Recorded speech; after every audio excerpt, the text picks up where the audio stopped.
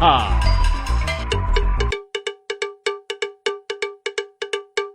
voto es un acto humanitario. Mi voto no es ideológico. Mi decisión la he tomado como cristiano, como hijo de Dios misericordioso.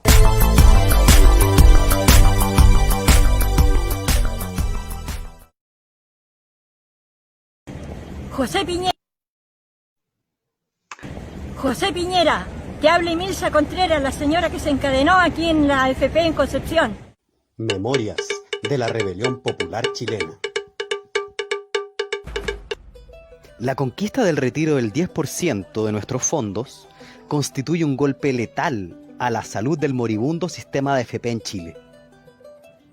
Esto no hubiese sido posible sin la gesta histórica de hombres y mujeres que muchas veces de manera anónima pusieron un grano de arena para derribar este nefasto sistema.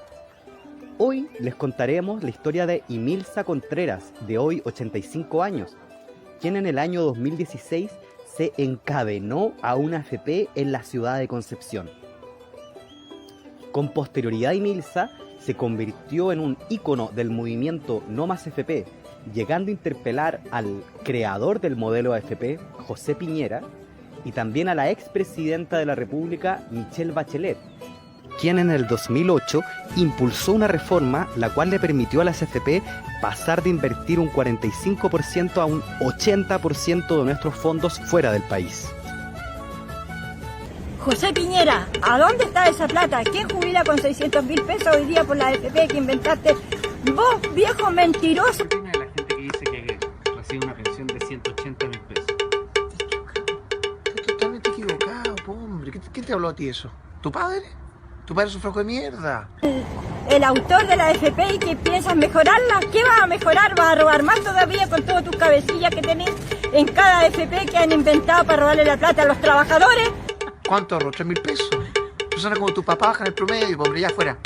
Hoy día estamos de pie y le pedimos a la Presidenta de la República que nos escuche de una vez. Paso. El llamado va a todo Chile, toda la ciudadanía de defender sus derechos ciudadanos, sus jubilaciones que hoy día son robadas por la AFP. ¡Vamos, Chile! La sangre del Estado y la dignidad.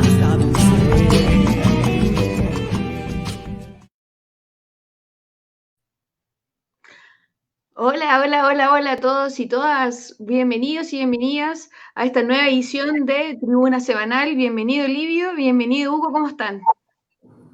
Hola, ¿cómo estás, Dani? ¿Qué tal?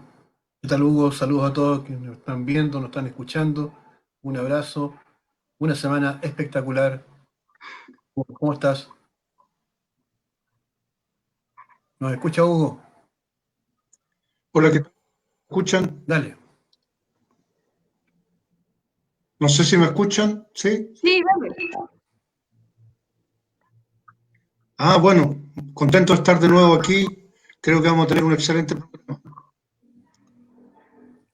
Así es. Bueno, recordar esta iniciativa entre el Diario El Siglo, Revista de Frente y Le Monde Diplomatique. Y hoy día se suma también Radio Acción de San Antonio. Así que bienvenidos todos y todas que nos están escuchando. Livio, te dejamos a ti para la primera. Sí, muy bueno. Yo creo, quería comentar eso sí, antes de comenzar la parrilla que tenemos preparada y antes de presentar a nuestros invitados, comentar la formidable reacción ciudadana, la reacción que tuvo el país ante el juicio que ha comenzado, ¿no es cierto?, que con el caso de Antonia Barra, ¿no? Un caceroleo espectacular, y más allá del cauce judicial. Esto ya está encontrando ecos en el Parlamento, donde se ha ingresado una ley que penaliza, que endurece las penas para este tipo de delitos de agresión y violencia contra las mujeres. Así es, y menos mal que en la Corte de Apelaciones hubo un revés en este arresto domiciliario y se demostró un poquito de justicia, ¿no? Sabemos que Antonia Barra es una muestra de miles de casos que se silencian y que se cuestionan y las víctimas siempre quedan bastante desamparadas. Así que un gran saludo a también a todo lo que se manifestó muy bien, como tú dices, en ese aspecto.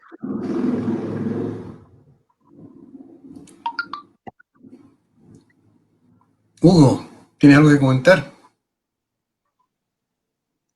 No, también coincido con... ¿Sí me escuchan? Sí, dale. Sí, Hugo. Sí, coincidí con lo que planteaba Livio de que en realidad hubo una reacción ciudadana de envergadura que refleja más una toma de conciencia entre hombre y mujer respecto a la violencia en contra de las mujeres y bueno, también la sensibilidad. Yo recuerdo que algunas de las declaraciones, algunas de las consignas decían que los jóvenes por salir a protestar o por no respetar el toque de queda estaban en prisión preventiva y un sujeto como el victimario de Antonia estaba hasta ese momento con arresto domiciliario.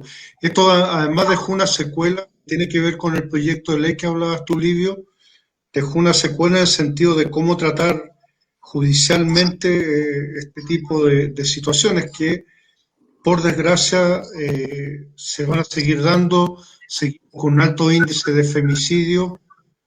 Han ocurrido ya decenas durante este año. Por cierto, llamar la atención, esto reiterado en estos 4 a 5 meses, es reiterar el aumento de las llamadas denunciando violencia contra las mujeres y violencia intrafamiliar.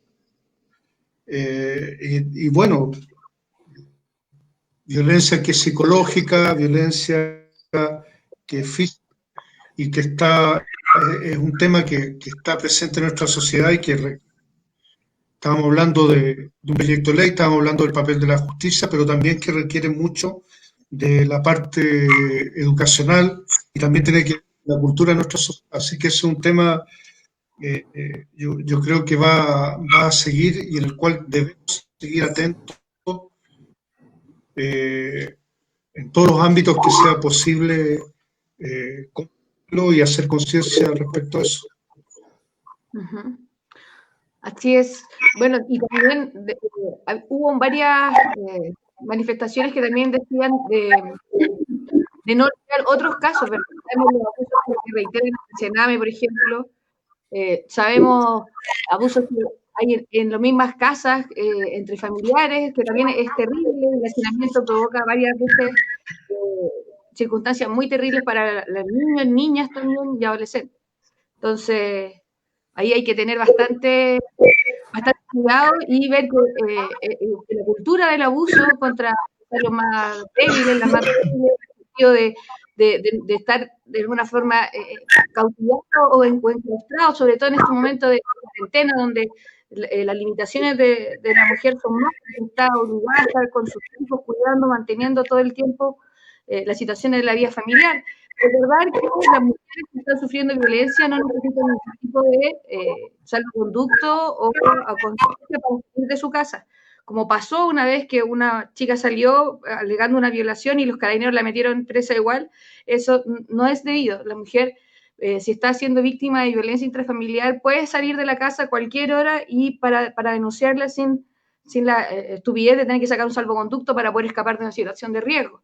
Así que a las compañeras tener mucho ojo y estar muy unidas también. Recordar que la red entre mujeres, la red de contención también juegan un papel clave para dar la confianza para denunciar. Hay mujeres que se demoran años en denunciar una situación así. Y bueno, casos más terribles como lo de Antonia y lo de muchas mujeres más, que hoy día estuve leyendo varios casos, que porque no les creen o porque no cuentan con el apoyo suficiente, no pueden vivir esa presión y, bueno, terminan tomando decisiones tan terribles como el suicidio. Nos cuentan por interno que ha llegado nuestro primer invitado, Livio, Matías Goyenechea, así que te dejamos a ti para que presentes la primera entrevista. Sí, vamos con Matías Goyenechea, un especialista en salud pública. Va a entrar ahora en estos momentos. En todo caso, ahí está Matías. Hola Matías, ¿qué tal? ¿Cómo estás? Hola, ¿qué tal? Bien por acá. Bien, se escucha bien, se te ve bien. Daniela y Hugo se van, me quedo contigo. Ok. Gracias por asistir a este programa semanal, este esfuerzo que hace Revista de Frente, el Diario El Siglo y Le Monde Diplomatique. Matías Goyenechea, cientista político, magíster en salud pública, académico de la Facultad de Medicina de la Universidad de Chile y presidente de la Fundación Creando Salud. Mira, hoy estaba viendo el informe de esta mañana del ministro París,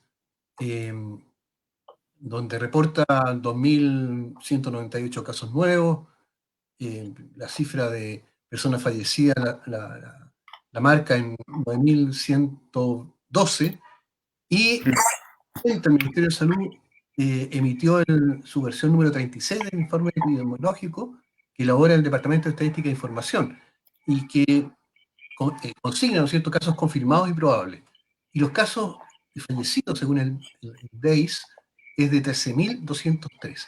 Ahí hay una diferencia que uno puede comprender desde el punto de vista del manejo de las estadísticas. Sin embargo, para la gente es una confusión permanente.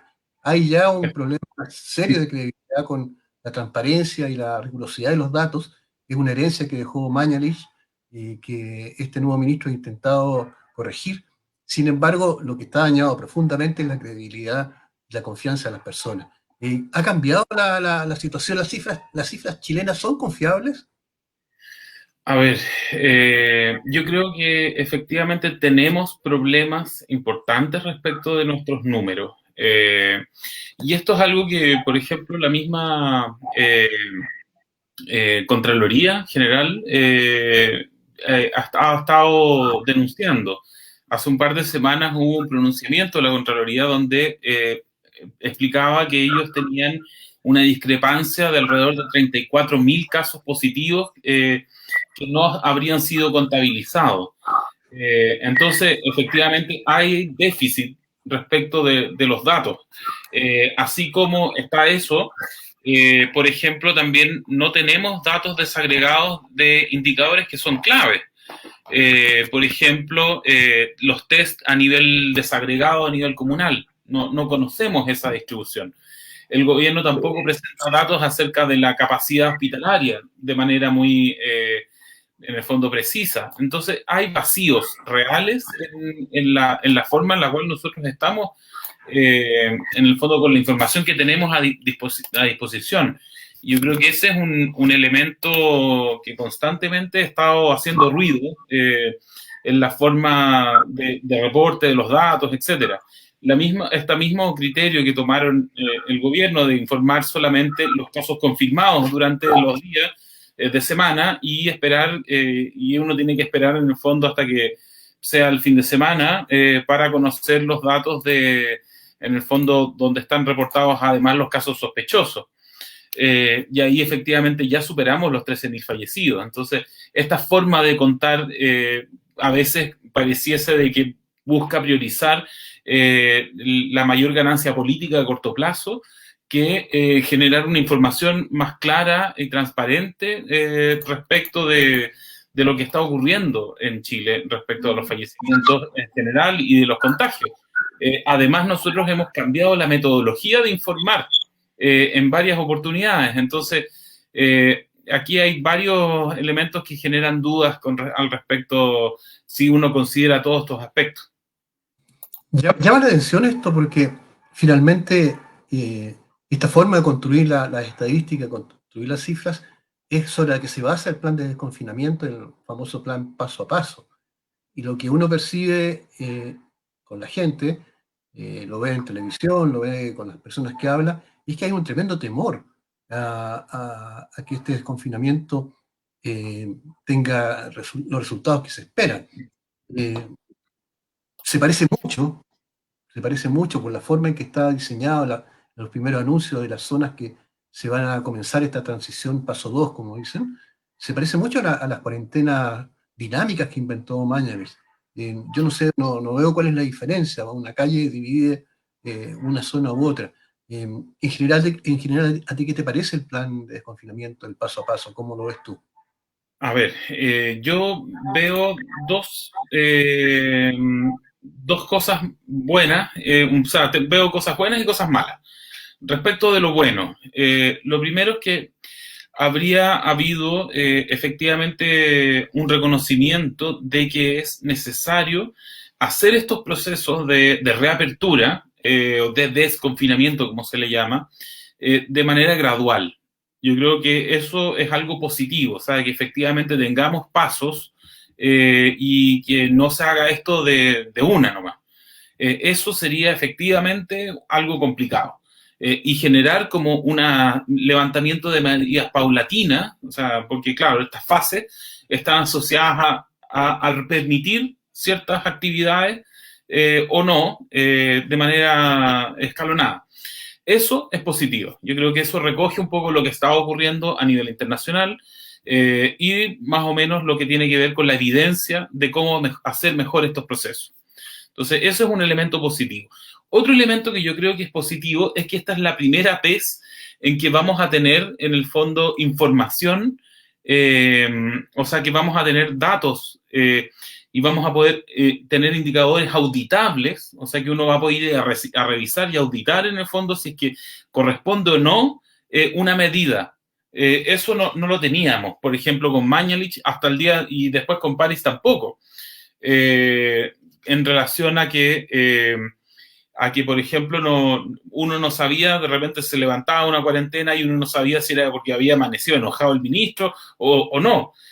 No existían criterios que, en el fondo, que permitieran efectivamente ver cuáles son los elementos que fundamentaban una decisión.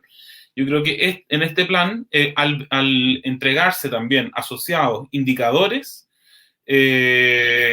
con los cuales uno debiese cumplir para transitar de una medida a otra, eso es algo positivo.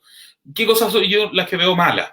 Lo primero, hay un pecado de origen, quizás uno pudiese encontrar acá, que tiene que ver con que este plan no tuvo participación social. No se le preguntó a nadie. El ministerio ni siquiera le preguntó a sus propias instancias, como el Consejo Asesor. Los criterios que recomendó el Consejo Asesor son distintos a los adoptados, por ejemplo, por el plan del ministerio. Tampoco se le consultó o se llevó a la mesa social COVID, y esto tampoco fue bajado a las regiones para que tener procesos de diálogo y de elaboración, consulta, etcétera, que pudiesen nutrir un plan de este tipo. Esto es sumamente importante, el plan, en el sentido de que es una hoja de ruta con la cual nos deberíamos guiar hasta contar con una vacuna. Entonces, contar con participación mejora las decisiones que se van adoptando y le da más pertinencia de acuerdo a las realidades de los distintos territorios. Entonces, era deseable haber tenido un proceso participativo y no solamente que el ministro vaya a juntarse con los alcaldes y les muestre un par de láminas. Eso no puede ser entendido por participación.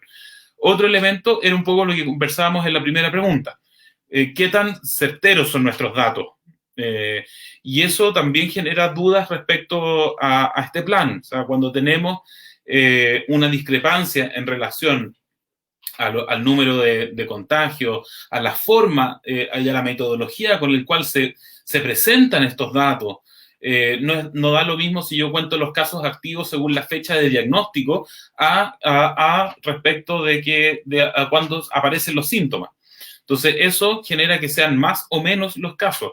Entonces, todo ese tipo de elementos generan suspicacia, generan dudas, que yo creo que son importantes de poder efectivamente hacerse cargo. Y otro elemento que yo he considerado como complejo, tiene que ver con los requisitos. Está bien que existan requisitos, me parece súper bien, pero estos requisitos para transitar entre fases tienden a ser más laxos para salir del confinamiento que para entrar del confinamiento.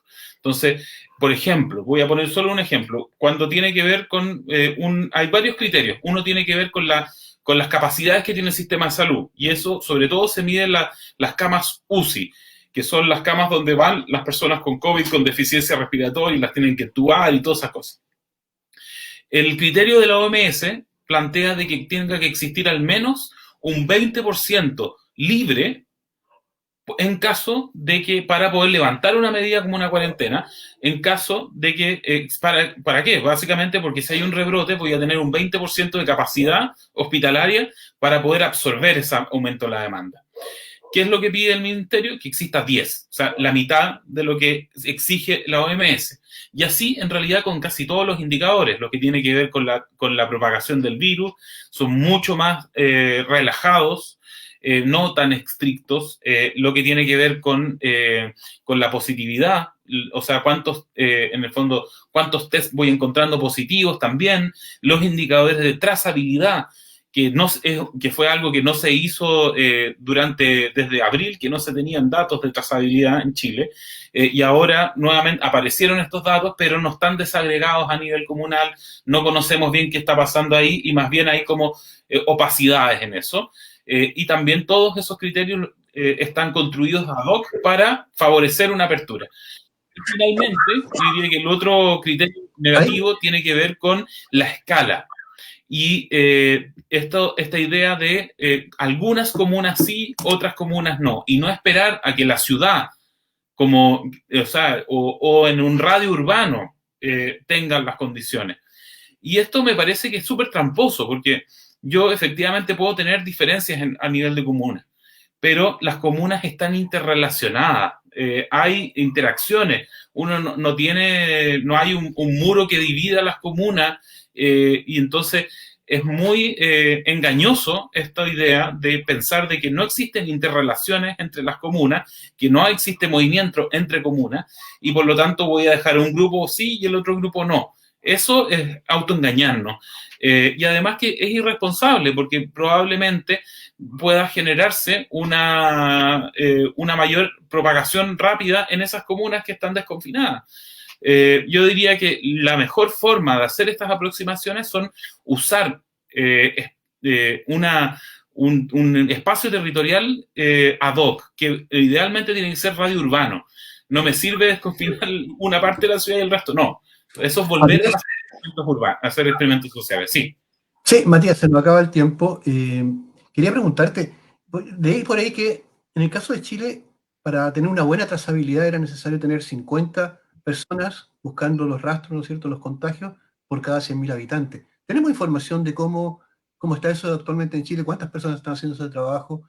Y porque hay miedo a desconfinar, porque hay zonas en Chile todavía con muy alta actividad viral, y bueno, porque uno mira hacia afuera, hacia el mundo, y ve que hay rebrotes por todos lados, rebrotes muy complejos, como en España, como en Alemania, y que surgen por múltiples causas, no hay una sola razón, no es porque llegaron gente de afuera con el virus, sino que en Alemania, en el caso del procesamiento de carne, donde había además un súper contagiador que era capaz de pulsar bichos hasta 8 metros de distancia, o sea, en fin, hay una cantidad enorme de factores, y la pregunta en realidad que yo quería hacerte era si tenemos información sobre cómo es la trazabilidad en este momento en Chile, porque es clave para eventuales rebrotes. Ya no se hizo con el contagio original, pasaron muchos meses sin que sepamos nada de eso, pero hoy día deberían generarse las condiciones para intentar un rebrote de mejor forma. ¿Cómo está eso? Sí. A ver, lo primero es que uno debiese despejar. Lo más probable es que tengamos rebrotes sí o sí. O sea, hasta no tener una vacuna, lo más probable es que tengamos rebrotes. Eso yo creo que incluso en países con buenas experiencias van a tener este tipo de rebrotes, porque efectivamente este es un virus sumamente infeccioso. Y además, y esto es importante que todos más o menos lo podamos entender, la propagación del virus, si bien ha sido muy grande, se ha expandido, pero por ejemplo en la región metropolitana, los estudios que existen de prevalencia o cero prevalencia que se llama, donde se mide a las personas si es que han logrado inmunidad a partir de la activación de las células y todo lo que tiene que ver con eso, es solamente que hay un 2,9% de la población de la región metropolitana con un cierto grado de inmunidad, o que sufrió el virus. O sea que un 97% son susceptibles a enfermar. Y por lo tanto, la cantidad de personas expuestas, o sea, que están susceptibles a contraer el virus, son muchas. Y tampoco existe evidencia de que exista inmunidad por más de un par de meses. Entonces, ahí la mayor cantidad, o sea, gente que se pueda recuperado, probablemente en un par de meses puede nuevamente enfermarse. Ese es un primer elemento y que lo que muestra es que probablemente van a haber rebrotes. Lo segundo, respecto a la trazabilidad, efectivamente esto fue algo que no fue priorizado por el gobierno. En un primer momento se pensó que lo ideal era que la gente se enfermara, obtener inmunidad de rebaño, y se le prometía a todo el mundo básicamente que iba a tener asegurado su ventilador mecánico en la UCI, lo cual fue un error gigantesco y que nos llevó al brote de mayo-junio, que fue gigante. Ahora partimos recién con esto, contando con un protocolo en julio. Desde las primeras semanas de julio es que tenemos un protocolo para cómo se debe realizar la trazabilidad. O sea, después de todos estos meses, recién con un protocolo. Y esto se le transfirió efectivamente a la atención primaria, pero no todas las comunas han recibido recursos para poder efectivamente impulsar esto.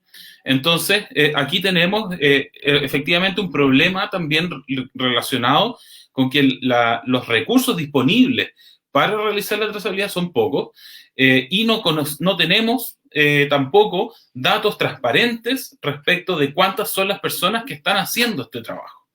Efectivamente, en el informe de epidemiología de estas últimas semanas salieron datos donde se habla de que hay cerca de un 80% de personas que están en el fondo con su estudio entre el 11 y el 17 de julio de trazabilidad. Pero efectivamente, tal como tú señalabas, para atrás no sabemos qué pasó y todavía hay una gran cantidad de personas en que no sabemos cómo contrajo su virus, no tenemos identificadas todas las cadenas de contagio. Entonces, efectivamente que todavía hay mucho que avanzar y para efectos de un plan de desconfinamiento, el tema de la trazabilidad debería ser imprescindible de que esté desarrollado muy potentemente. Matías, se nos acabó el tiempo, te agradezco mucho la conversación, muy interesante, da para largo rato más. Eso, un abrazo, fuerza. Muchas cuídate. gracias. Nos estamos viendo. Vale. Bien, adiós, gracias. Sí.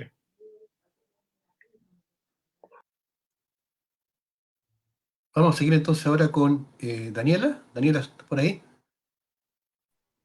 Sí, por allí estoy.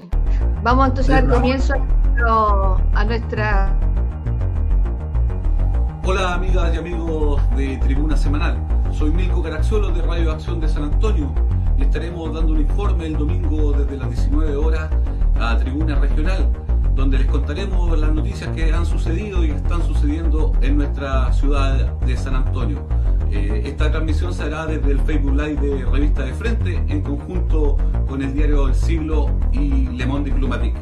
Esperamos que nos puedan ver y escuchar para que conozcan un poco de lo que está sucediendo en nuestro territorio.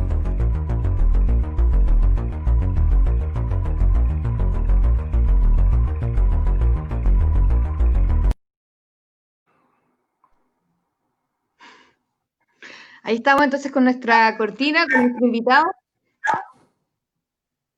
¿Está tu invitado? ¿No? Ahí está. Ahí está, de San Antonio. Entonces. Hola. Hola, Milko, ¿qué tal?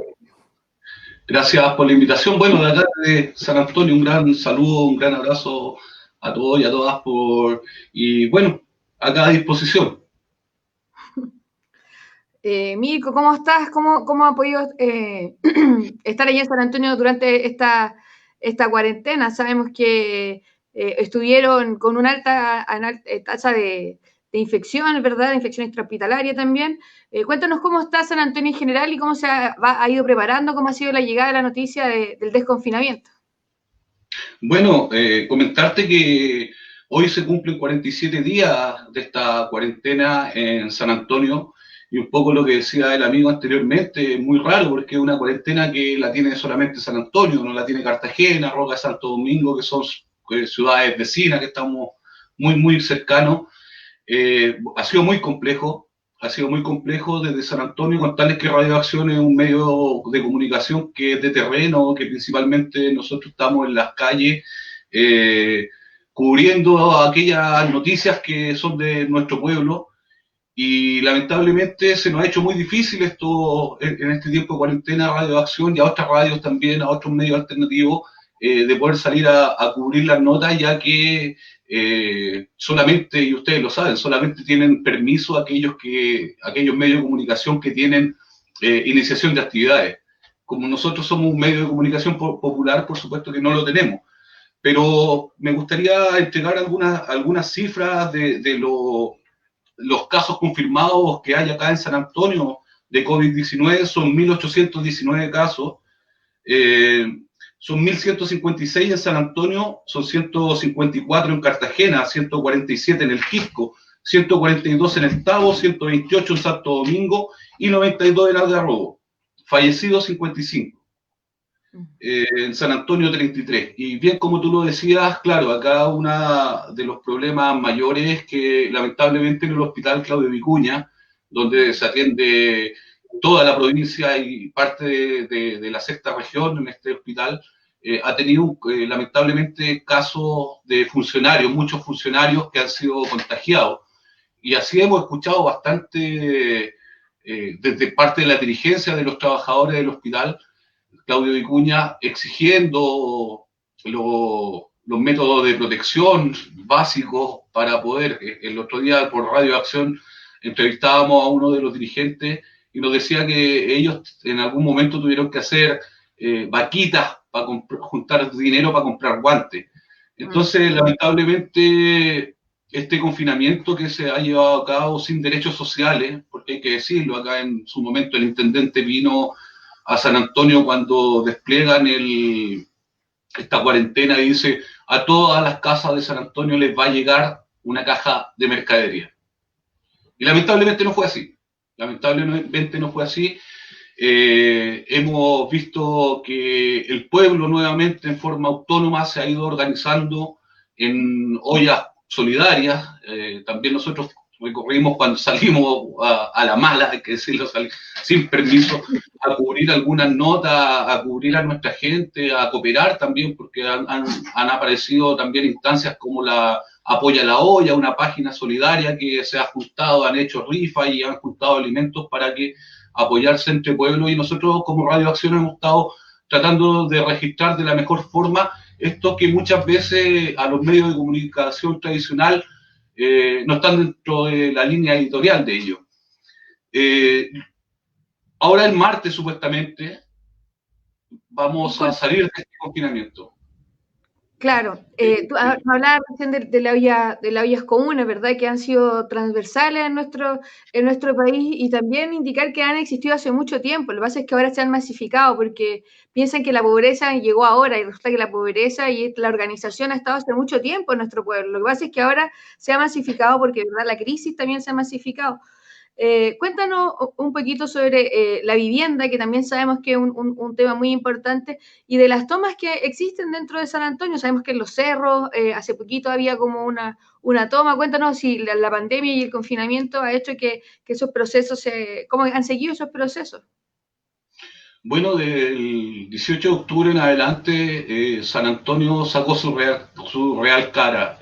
San Antonio, como todos saben, tiene un puerto, hay un puerto acá, que es el puerto de mayor transferencia de carga. Pasan cientos de millones de dólares todos los días por las calles de San Antonio, pero hay déficit de vivienda, lo señalamos, hace mucho tiempo lo hemos señalado, pero después del estallido social empezaron los vecinos y las vecinas a ocupar terreno.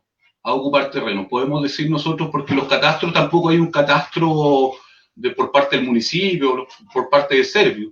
Los catastros que ha hecho el pueblo nuevamente, nosotros podemos decir claramente que hay más de 3.000 familias en tomas de terreno, en ocupaciones para la vivienda en San Antonio. Tenemos Placilla, el Cerro La Virgen, Bella Vista, el sector límite de Cartagena, también hay gran cantidad de ocupación de toma de terreno, pero tiene que ver con la deficiencia que existía en nuestra ciudad de vivienda, y no solamente de vivienda digna. Ahora hay un problema muy grave que tiene que ver con el acceso al agua de parte de nuestros vecinos que están en toma de terreno. El gobierno decía, lávense las manos, ocupen todos los medios para protegerse, pero tenemos más de 3.000 familias que no tienen acceso al agua en nuestra ciudad. Entonces es grave, es un problema muy grave. Los vecinos y las vecinas están pasando por una situación muy difícil. La ayuda gubernamental, la ayuda municipal es muy escasa a estos lugares. Y bueno, la labor nuestra como Radio Acción es también un poco visibilizar esto que está sucediendo a diario en nuestra ciudad. El otro día yo le comentaba a unos amigos que yo hasta el año 80, 89, yo esperé que nunca más ver niños descalzos en el barro, y en San Antonio se está viendo eso. Con los últimos temporales hemos ido a las tomas y hemos visto principalmente niños y niñas que están con un problema social gravísimo. Por lo tanto, eso no hay que ocultarlo y eso tenemos que mostrarlo. Es lamentable que en el primer puerto de Chile exista este nivel de desprotección social, exista este nivel de poca empatía con lo que está sucediendo con nuestro pueblo más pobre. Claro. Sucede parecido en Calama, por ejemplo, donde también está esa gran, explotación de recursos naturales, y sin embargo en la ciudad también hay muchísimas carencias. Puede pasar algo parecido. Con respecto, para ahondar lo en el puerto, cuéntanos cómo va el proyecto del megapuerto en San Antonio, que también estaba ahí en acción, digamos. ¿Cómo se ha seguido avanzando con la cuarentena o han paralizado? Bueno, lo más lamentable que comienza, bueno, el proyecto Megapuerto tiene que ver con un decreto supremo que sale en 2010 por parte en ese tiempo, Sebastián Piñera, también presidente de la República, que privatiza el borde costero sur de todo San Antonio. Los que conocen San Antonio, la playa de Yoyeo, los Ojos de Mar, la boca del río Maipo. Y posterior, en el gobierno de Michelle Bachelet, se saca un decreto supremo nuevamente, que es el 213, que ya privatiza el borde costero completo de San Antonio para entregárselo a la industria portuaria. Lo más lamentable, hay que decirlo, comienza la pandemia y el puerto ingresa con su proyecto de inmediato al Servicio de Impacto Ambiental. Y salen declaraciones de la ministra de Obras Públicas y de otros ministros más diciendo, bueno, este es un proyecto país y por lo tanto los vamos a apoyar.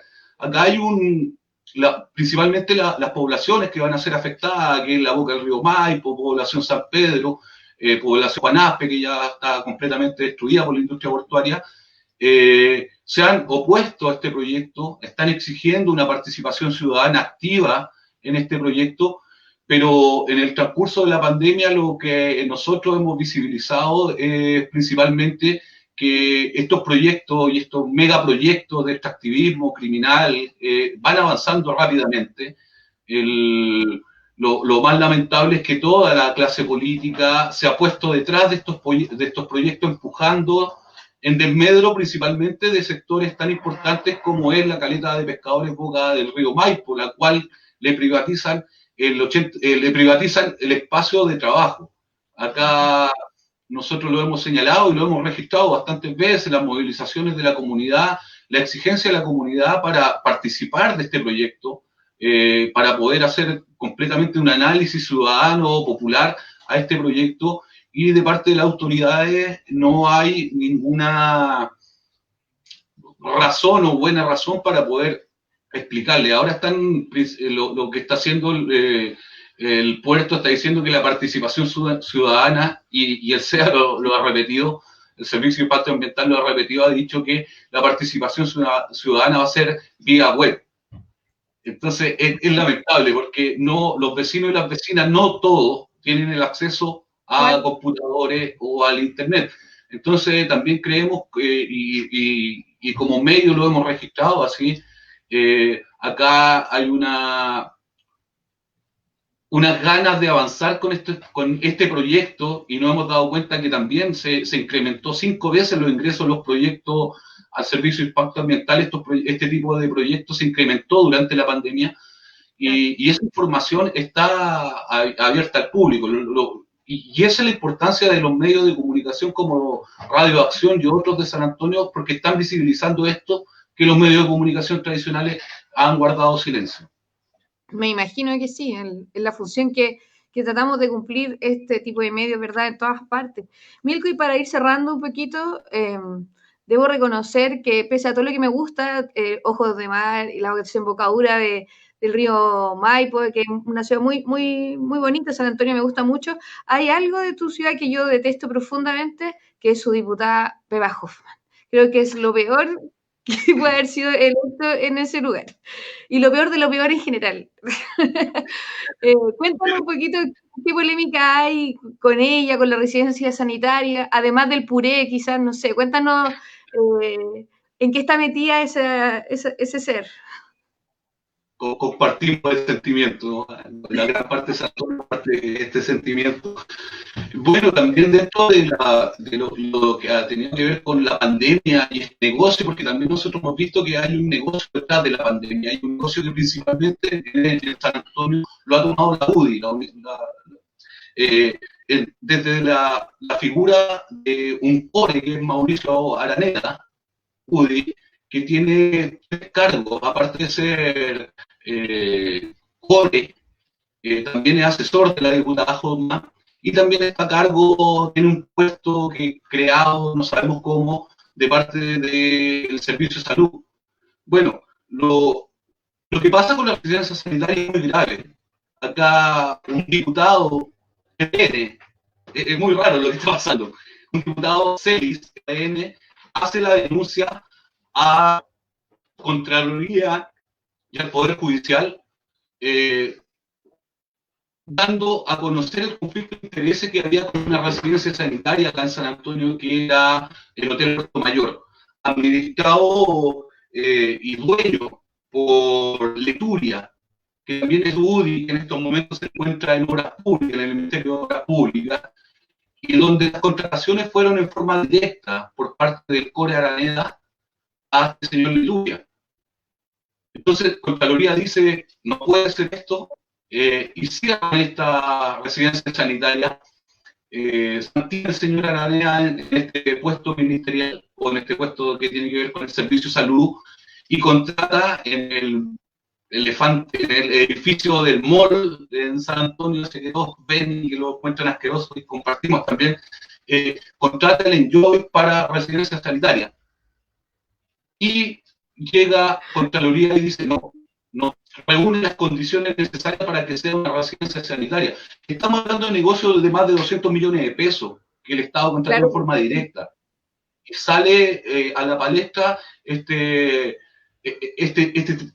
esta pirámide que tiene que ver Leturia, Hoffman, Araneda, como negociando con la pandemia, así claramente. Y también hemos visto cómo la industria portuaria ha tratado de lavarse la imagen con esta pandemia, fumigando algunas calles, fumigando el hospital, entregando algunos equipos de protección al hospital, y se ha hecho con mucha publicidad y con unas ganas de lavarse la imagen con lo que corresponde a la destrucción del medio ambiente que pretenden hacer en San Antonio. Entonces, nuevamente sale a la palestra la diputada Hoffman, sale a la palestra el consejero regional Araneda, y como guinda de la torta, este señor Leturia, que todos los conocemos, por lo menos en San Antonio, que tuvo cargo importante dentro de la dictadura cívico-militar, salen beneficiados económicamente con la residencia sanitaria. Y una noticia que está en desarrollo, porque como lo hace el diputado Celis, que raramente lo hace y no lo hicieron los diputados que supuestamente son oposición, lo hizo un diputado de la misma línea de la derecha, es una noticia que está en desarrollo y creemos que va a ser muy importante, porque lo que está pasando en San Antonio debe estar pasando en otros territorios más. Así es. Oye, Mirko, realmente una gran repasada y un gran informe, digamos, que nos ha hecho, y el sentido de hacer tribuna regional es no centrar todo lo que pasa en Santiago o en Valparaíso, en Concepción, que a lo más uno se sale, pero hemos estado ya también en Arica, en Antofagasta, en varios lugares y queríamos ir a nuestro gran puerto querido San Antonio. Así que te despedimos y te agradecemos mucho y bueno, también que vuelvan, ¿no? Que en cualquier momento te vamos a estar llamando de nuevo.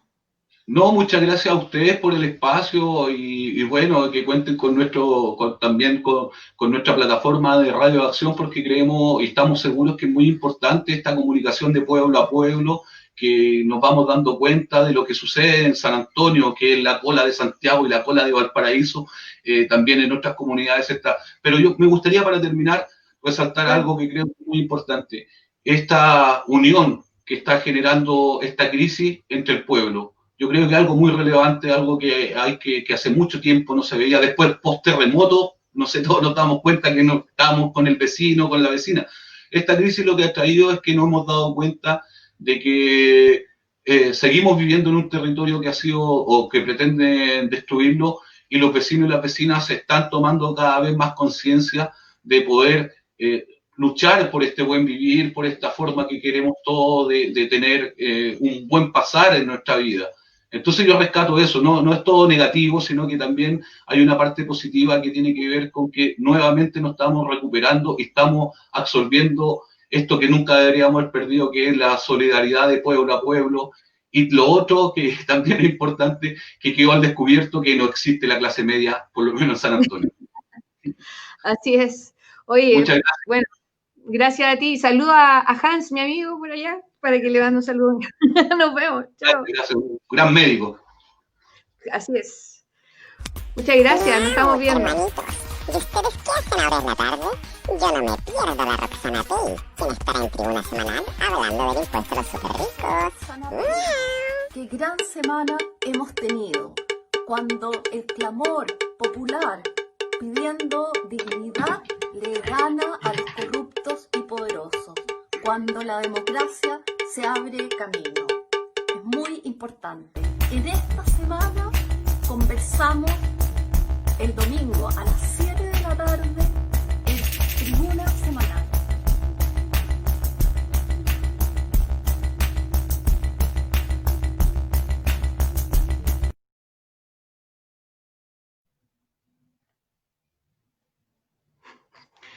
Bueno, vamos a continuar entonces con nuestro programa. Sí, sigamos adelante. Así es, este informe regional de nuestra tribuna regional, que realmente está súper bueno poder escuchar, ¿verdad?, las voces de diferentes lugares de nuestro país, salir de la burbuja, porque pensamos que en Santiago sucede todo y resulta que nuestro país también está sufriendo bastante en este momento. Bueno, pero ahora Hugo tiene una misión importante, entrevistar a una destacada persona, presidenta del CENDA, del Centro de Estudios Nacionales de Desarrollo Alternativo, una doctora en Ciencias de la Biología Nuclear, sí, bien importante lo que es el grado académico. Y Hugo, te dejamos. Ahí está Roxana Pay. Qué gusto saludarte, Roxana. Hola, Livio, Daniela, ¿cómo están? Hugo, un gusto estar aquí con ustedes. Saludos.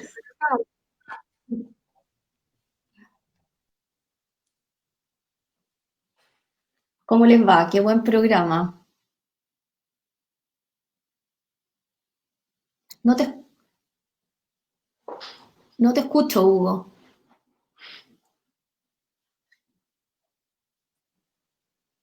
¿Ahí me escuchas? Ahora sí. Ahora sí. Te escucho. Te preguntaba cómo has estado en esta cuarentena, cómo te ha ido. Aquí cuidándonos, soy de las personas que me he podido cuidar, no todos han podido, no todos pueden quedarse encerrados y yo tengo la suerte de poder. Espero que tú también, Hugo, te hayas podido mantener a resguardo, porque ya a nuestra edad, ¿cierto?, es más peligroso. Pero bueno, ya sabemos que para todos... Hemos estado con el teletrabajo, haciendo periodismo a distancia, pero como tú dices, hay que cuidarse.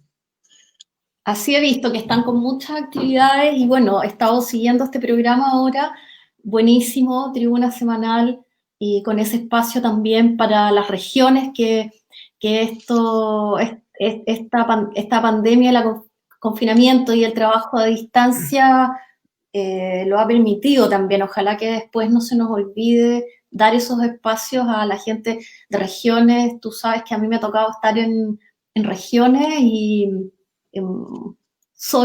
me siento de región, no de la región metropolitana, aunque también vivo en Santiago, pero sí he vivido en carne propia cómo hay esa marginación y falta a veces de acceso, que ahora se ha abierto un poco, no hay que olvidarse. Bueno, que hemos abierto esta tribuna regional, hemos estado con gente de Punta Arenas, de Arica, Antofagasta, y vamos a seguir en esa línea. Quería entrar en materia, Rosana, evidentemente la última semana con la aprobación en el Parlamento del 10% del retiro de la AFP, era un proceso que venía ya hace varias semanas, pero ahora se concretó, un poco amurrado el presidente de la República, además en un gesto para nada cívico ni de estadista, lo firma en privado, violando todos los protocolos. Pero bueno, ya se sabe mucho del carácter, de la personalidad de Sebastián Piñera. Pero yo te quería preguntar, ha habido un balance, pero ¿qué viene con esto? ¿Dónde ves tú el efecto de la aprobación de este proyecto del 10% de retiro de la AFP? Bueno, es muy importante por varios motivos. Uno, el primero, sin duda, es la urgencia de la pandemia y el gran apremio económico que tienen los ciudadanos, ciudadanas, las familias chilenas que han recibido poco apoyo, digamos lo que el apoyo tipo limosna o tipo caridad, como son las cajas o unos bonos por acá, por allá, no son verdaderamente un apoyo digno que resuelva la situación apremiante que hay hoy. Entonces no puede dejarse de lado ese primer aspecto de aprobar el 10%, el retiro del 10% del fondo. Pero tiene otros dos elementos que yo quisiera destacar. En segundo lugar, es el hecho de que haya sido el Parlamento de manera transversal quien haya aprobado. Eso es algo inédito, es algo que la ciudadanía yo creo que extrañaba, que el Parlamento tome decisiones de ese tipo y transversalmente con esa tan amplia mayoría, entendiendo el fondo del asunto y no en esas tensiones que a veces la ciudadanía no comprende y que realmente son difíciles de entender cuando se deja de lado el interés del pueblo por otros asuntos, ¿cierto? Entonces, ese segundo aspecto del rol del Parlamento me parece muy relevante. Es una recuperación de la confianza en la política y en alguna, al menos alguna, institución ciudadana, democrática además. Entonces ese es un segundo efecto. Pero el tercer gran y más profundo significado de este retiro del 10% es que más allá de las voces de alerta, de que viene el caos, de que las pensiones se van a empobrecer aún más, ¿cierto? Va a ser un ejercicio práctico de redistribución de un monto muy significativo de recursos, que en este momento no es que esté en un fondo de cada una de las personas, sino que está en un fondo que no existe en realidad porque está prestado a las grandes empresas. Entonces, es un monto que tienen los grandes empresarios, los grandes empresarios, y que ese monto va a pasar de vuelta a sus propietarios, que son trabajadores y trabajadoras del país. En Senda hemos calculado que ese monto es de 20.000 millones de dólares, es decir, un 8% del PIB. No es poco, ¿cierto? Y ese 8% del PIB va a pasar de una vez y en un acto inmediato a manos de los 12 millones de trabajadores y trabajadoras chilenos, incluyendo los pensionados y las pensionadas que tienen pensiones de miseria, ¿cierto? Es decir, es redistributivo, es progresivo y es un efecto, es un ejercicio también que se podría mantener, porque es un primer paso para replantearse un sistema de pensiones de seguridad social verdadero. Entonces, lo que viene es la discusión de fondo. Eso te iba a preguntar, Rosana, si un cuarto elemento no es que esto ya abre una puerta más ancha a la opción de discutir seriamente el cambio de sistema de seguridad social en Chile. Claro, porque las amenazas de que los empresarios van a quebrar, de que se van a asustar, de que se van a enojar, de que va a venir el caos financiero, no es tal. Ya hay voces, ¿cierto?, incluso desde el sector financiero que reconocen que entregar el 10% del fondo de las pensiones a sus verdaderos dueños, que son los trabajadores y trabajadoras que han juntado esa plata, ¿cierto?, no produce un caos, sino que produce una mejora de la situación económica, porque hay más poder adquisitivo, porque la gente puede ir a gastar esa plata en su negocio de barrio, etc. Esa es una inyección de plata directa a manos del pueblo, de los cotizantes, ¿cierto? Y de los pensionados y pensionadas. Hay que recordar, yo quiero además abrir este otro tema, hay que recordar que hay 2,15 millones de hogares con jefas de hogar mujeres, ¿cierto?, que van a recibir también esta plata y van a poder atender a sus familias, y esto es algo muy, muy progresivo y es muy beneficioso para la economía también. Ahora, por supuesto... Sí. Te quería insistir porque hay gente que ha hablado que esto es el resquebrajamiento de las AFP. Hay gente que ha dicho que este puede ser el inicio del final de este sistema hegemónico. ¿Tú compartes eso o crees que ya son palabras mayores que faltará mucho para llegar a esa? Bueno, debiera ser. He escuchado que se dice también, este es el inicio del fin de las AFP, efectivamente, y esperemos que así sea, porque las AFP, bueno, digamos, es inevitable hablar del estallido de octubre, ¿cierto?, y de sus antecedentes, que son el movimiento No Más AFP, que viene varios años con estas demandas y con estas advertencias y con esta lucha por los trabajadores y trabajadoras de Chile. También es el antecedente del movimiento feminista y es antecedente el movimiento estudiantil, pero las demandas que hay ahí tienen que ver con un rechazo a los abusos, y hay que decir que el abuso más grande que hay en Chile, el más grande, y es un abuso de los grandes empresarios y del sector financiero chileno con todos los trabajadores y trabajadoras chilenos, es el sistema de AFP, porque se quedan mes a mes con buena parte del sueldo de los trabajadores y trabajadoras, y ese es el más grande abuso. Entonces, si estamos contra los abusos, pues hay que terminar con las AFP y hay que reconstruir un sistema donde se dé pensiones y no que el recorte de los salarios vaya a manos de los grandes empresarios y del sector financiero. Si eso es algo muy miserable, es como la imagen de un señorón que le roba la billetera a una viejita, ¿cierto? Esa imagen es la de las AFP. Es un robo hormiga, le sacan el sueldo, el 13% de los salarios a todos los trabajadores y trabajadoras desde el año 1981.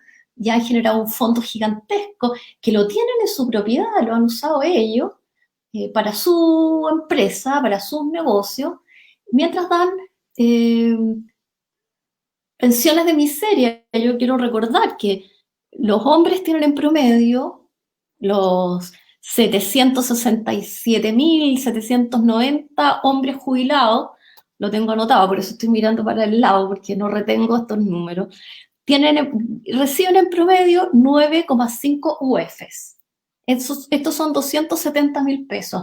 Y las mujeres, que son 691.905 mujeres jubiladas, pensionadas, reciben 6,8 UFs al mes, 195.000 pesos. 195.000 pesos al mes. Personas que han trabajado toda su vida. Además, hay esta brecha entre hombres y mujeres del 40%, totalmente injustificada, siendo que la brecha salarial del mundo del trabajo es de 12%. Ya está mal, ¿cierto? Que haya una brecha salarial entre hombres y mujeres en Chile, del 12%. Pero la brecha de pensiones es del 40%. O sea, además de todo lo que hemos estado diciendo, lo que uno sabe de las AFP, además maltratan a las mujeres. Entonces, es francamente el más grande abuso, que ha durado 40 años.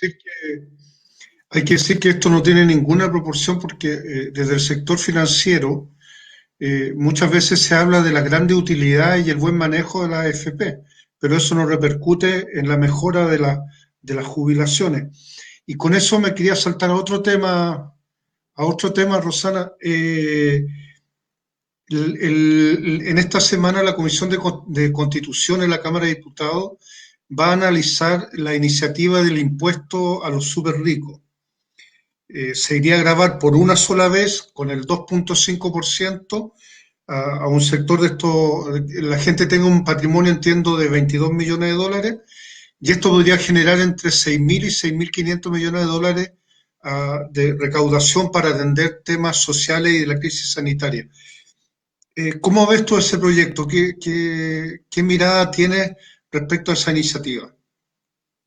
Bueno, es muy buena idea, ¿cierto? Por cierto que aquí en Chile hay un problema de impuestos, hay un problema de desigualdad, y está bien que en estas circunstancias los llamados súper ricos, que son el 1% de la población, ¿cierto? Que tienen su patrimonio, sus fortunas en esas magnitudes, hagan un aporte. Y lo hagan en momentos en donde la población está apremiada.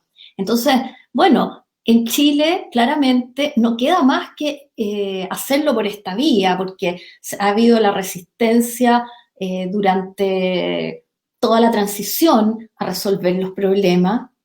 No ha habido la voluntad de todo el sector de derecha y más que el sector de derecha, todos aquellos que representan y actúan como agentes de grandes empresarios, del sector minero, de las AFP, ¿cierto? Hoy día, esta semana, en un medio sale la lista de funcionarios que han habido trabajando para la AFP transversal, ¿cierto? Exministros. No es la primera vez que hay una lista, ¿no?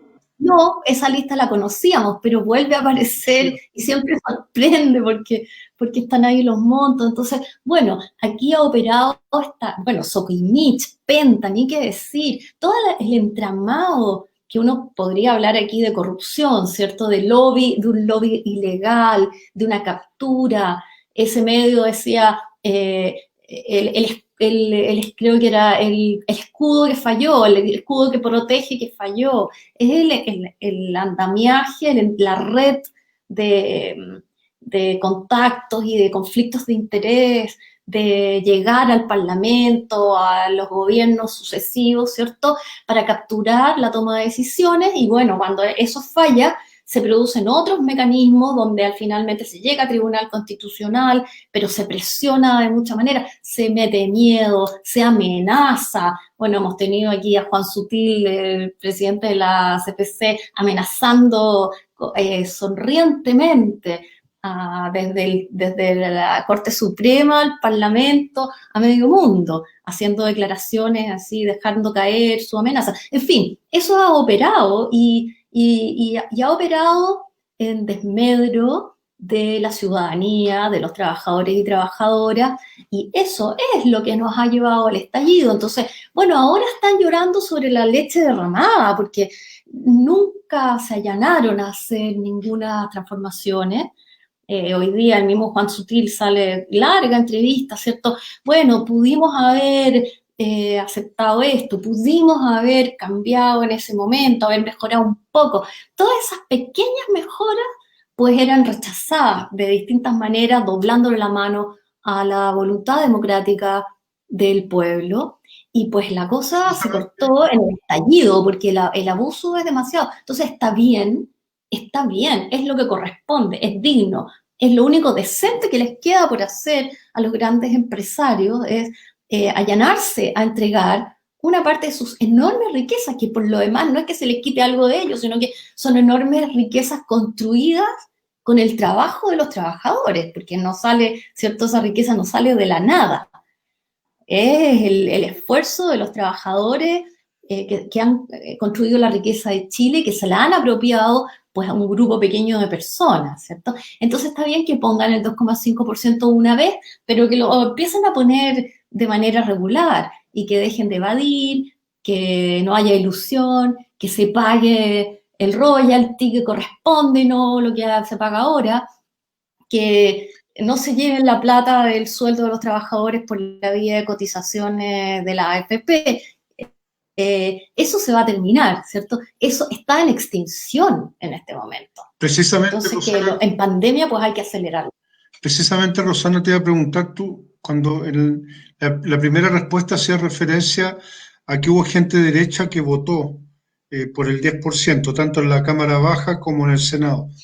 Y hemos visto vocerías de gente, llamemos el mundo conservador, del mundo de los grupos financieros.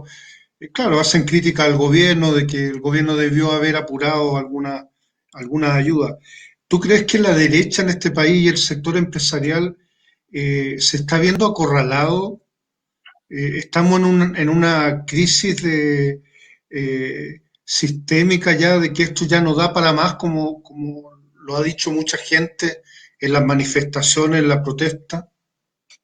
Sí, es así, no da para más, porque hay que pensar el miedo que da a contagiarse, ¿cierto? Estamos todos encerrados en nuestras casas, los que podemos y los que tienen que ir a trabajar obligatoriamente, porque la medida quédate en tu casa ha sido muy, muy clasista, quédate en tu casa, pero te obligo a ir a trabajar si no te despido, ¿cierto? Entonces, bueno, la gente tiene que ir a trabajar, mucha de ellas, pero van, trabajan, vuelven, la gente se encierra en su casa, es consciente, no es culpa de la ciudadanía el aumento del contagio, es culpa de la miseria en cómo ha sido manejada la pandemia, pero aún estando encerrados y asustados, porque estamos todos asustados, ¿cierto?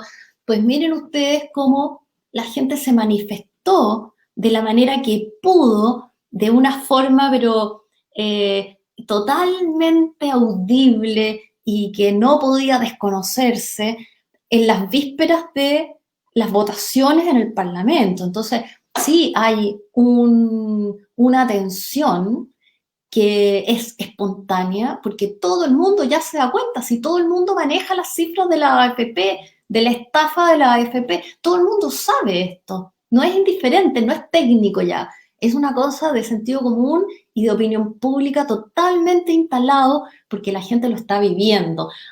Yo escuchaba a los invitados de ustedes previos, hay ollas comunes por todos lados. O sea, el sistema neoliberal que instala la idea del individualismo, de que uno se las tiene que arreglar juntando sus pesitos para cuando es viejo, porque solo tiene que hacerlo, es decir, no de borrar la red social, sino que cada uno es un individuo, pues eso tiene un tope, y es el tope de la dignidad, de la decencia, que lleva a la solidaridad. Entonces, la gente venía haciendo esto de antes, haciendo ollas comunes, juntando plata para ayudar a la persona que se enfermó en su cuadra, haciendo bingos y juntando una vaca, como decía el compañero San Antonio, una vaquita para juntar unos pesitos para ayudar, porque la gente no es miserable, pero la gente es solidaria. Entonces, bueno, el neoliberalismo tocó ese techo hace mucho rato, en donde esa solidaridad, esas redes, esas construcciones sociales, los grupos de ayuda que hay de todos tipos. En la sociedad chilena hay una enorme despliegue de organizaciones sociales. Todo el mundo pertenece a algún grupo de algo, de solidario, de ayuda, de preocupación, temático, etc.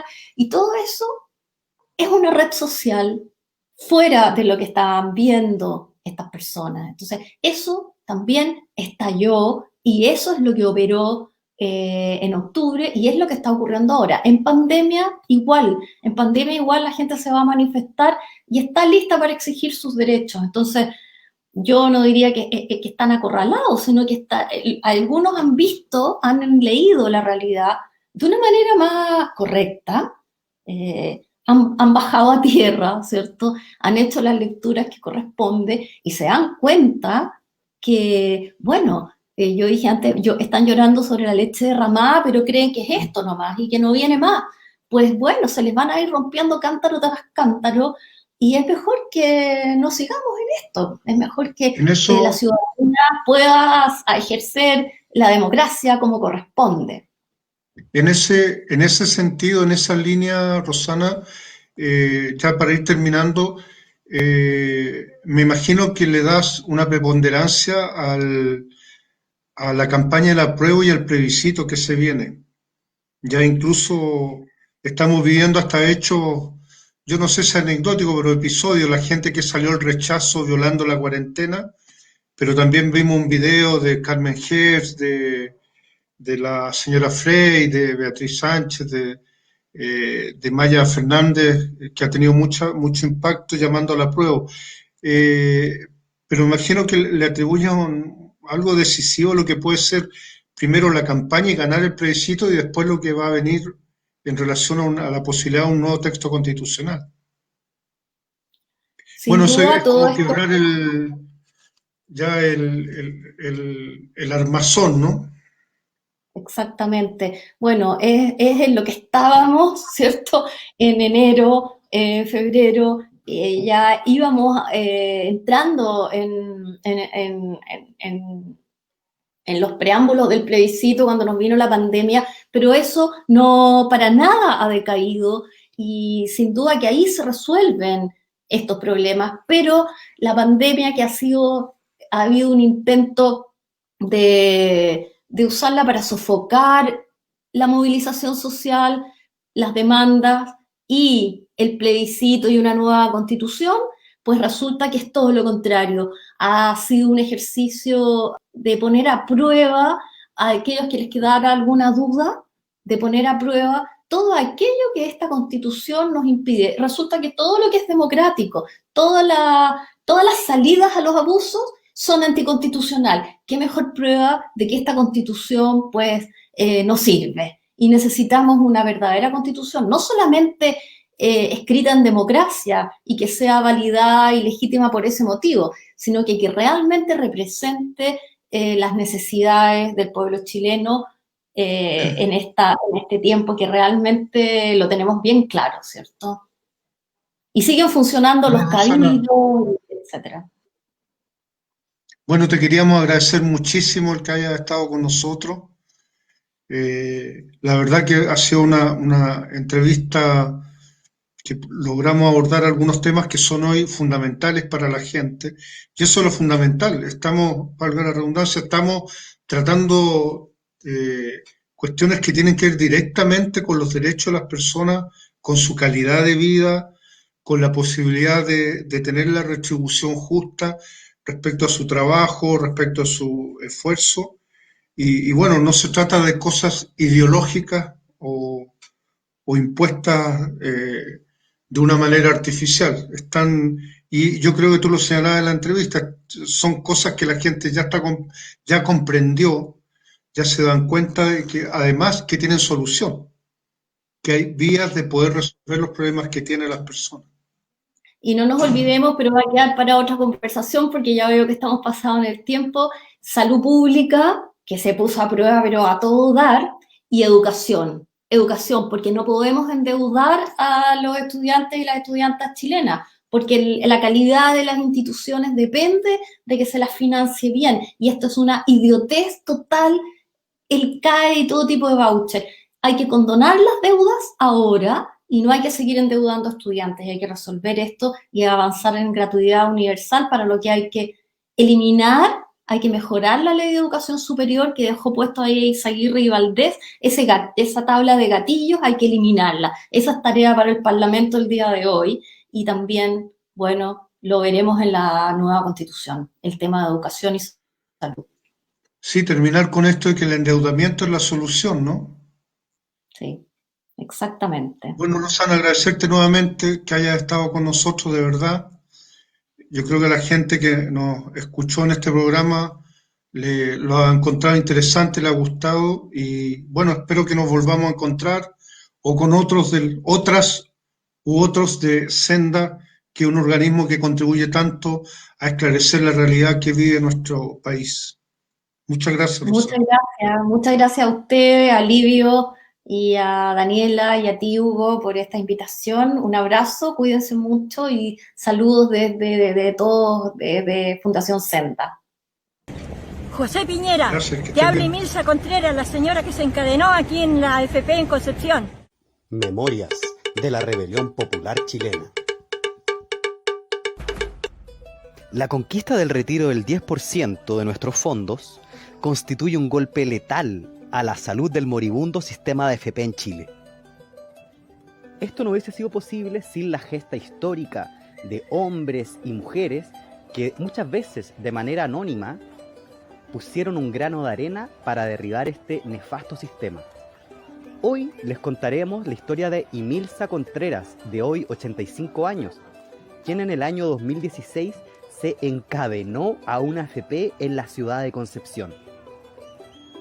Con posterioridad, Emilza se convirtió en un ícono del movimiento No Más AFP, llegando a interpelar al creador del modelo AFP, José Piñera, y también a la expresidenta de la República, Michelle Bachelet, quien en el 2008 impulsó una reforma la cual le permitió a las AFP pasar de invertir un 45% a un 80% de nuestros fondos fuera del país.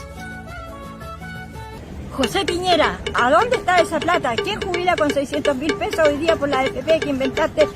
Vos, viejo mentiroso. La gente que dice que recibe una pensión de 180.000 pesos. Estás totalmente equivocado, hombre. ¿Quién te habló a ti eso? ¿Tu padre?